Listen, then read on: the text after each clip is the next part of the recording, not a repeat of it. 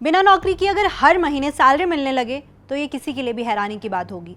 लेकिन अगर ऐसा कुछ देश की सबसे बड़ी पुलिस फोर्स में से एक मुंबई पुलिस के अंदर हो जाए तो मामला सिर्फ हैरानी का नहीं बल्कि सरकारी सिस्टम पर भी सवाल खड़े कर देता है। और ये सब सिर्फ 1-2 महीने तक नहीं बल्कि लंबे समय तक चलता रहा और किसी को इसकी भनक तक नहीं लगी।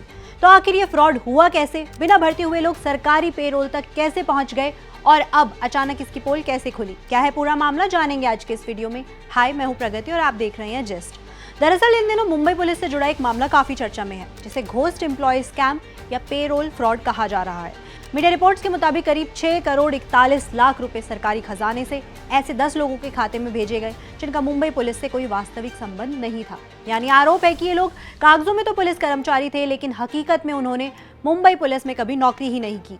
जांच एजेंसीज के मुताबिक इस कथित गड़बड़ी की शुरुआत साल 2019 से 2020 के बीच मानी जा रही है। उस समय मुंबई पुलिस के प्रशासनिक रिकॉर्ड और कर्मचारियों से जुड़ा पूरा डेटा पुराने सिस्टम में मौजूद था।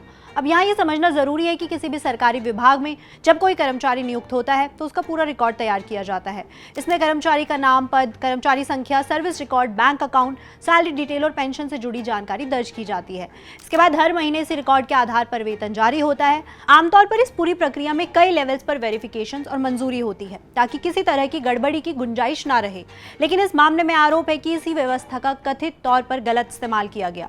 एफआईआर के मुताबिक इस पूरे खेल की शुरुआत कथित तौर पर फर्जी कर्मचारी रिकॉर्ड तैयार करने से हुई।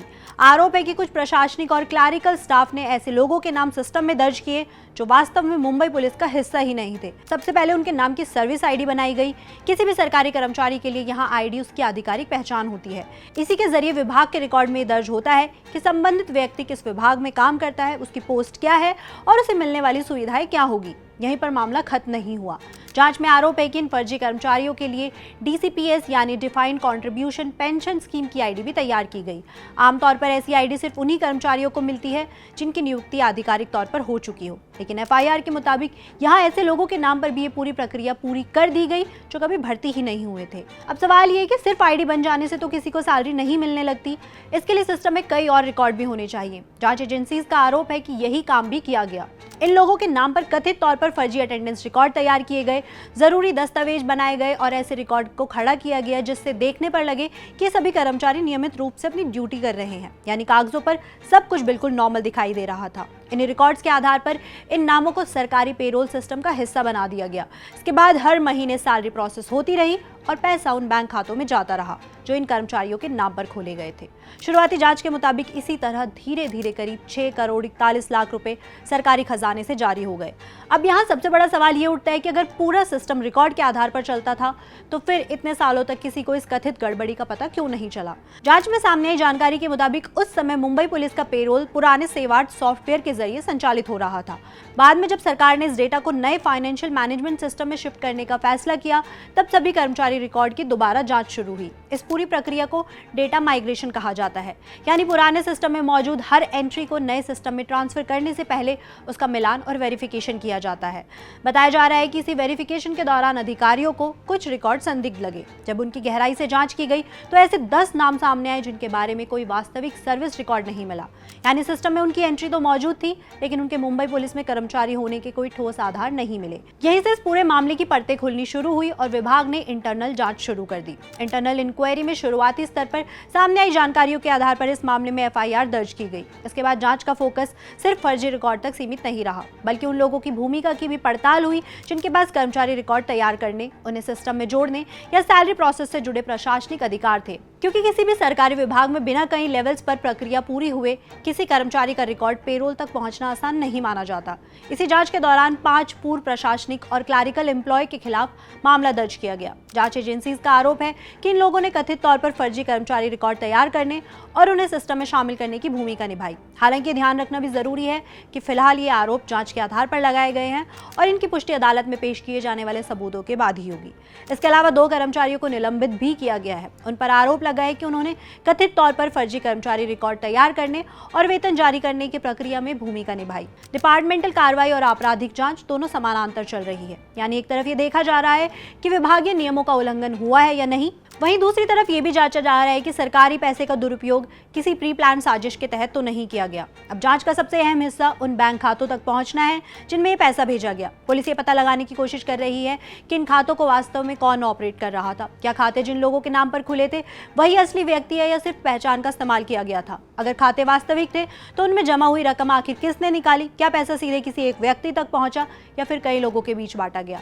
फिलहाल इन सवालों के जवाब जांच पूरी होने के बाद ही सामने आएंगे। जांच एजेंसी ये भी पता लगा रही है कि क्या ये मामला सिर्फ 10 घोस्ट एम्प्लॉय तक सीमित है या फिर सिस्टम में कहीं और भी इस तरह की फर्जी एंट्रियां मौजूद थी। क्योंकि अगर शुरुआती आरोप सही साबित होते हैं तो ये सिर्फ एक पेरोल की गलती नहीं बल्कि सरकारी रिकॉर्ड के साथ बड़े स्तर पर छेड़छाड़ का मामला भी हो सकता है। इस मामले में पुलिस ने भारतीय न्याय संहिता यानी BNS की कई धाराओं के तहत मामला दर्ज किया है। इनमें सबसे पहले चीटिंग यानी धोखाधड़ी से जुड़े प्रावधान शामिल है।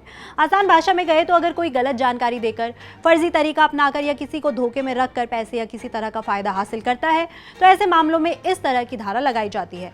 इसके अलावा फौजरी से जुड़े आरोप भी लगाए गए हैं। यानी अगर किसी ने फर्जी दस्तावेज बनाए हो, असली रिकॉर्ड में हेरफेर की हो या फिर ऐसे दस्तावेजों का इस्तेमाल किया हो तो उस पर भी कार्रवाई की जा सकती है। इस मामले में जांच एजेंसी का आरोप है कि कथित तौर पर फर्जी सर्विस ID, पेंशन से जुड़े रिकॉर्ड और दूसरे आधिकारिक दस्तावेज तैयार किए गए हैं ताकि सिस्टम में सब कुछ सही दिखाई दे।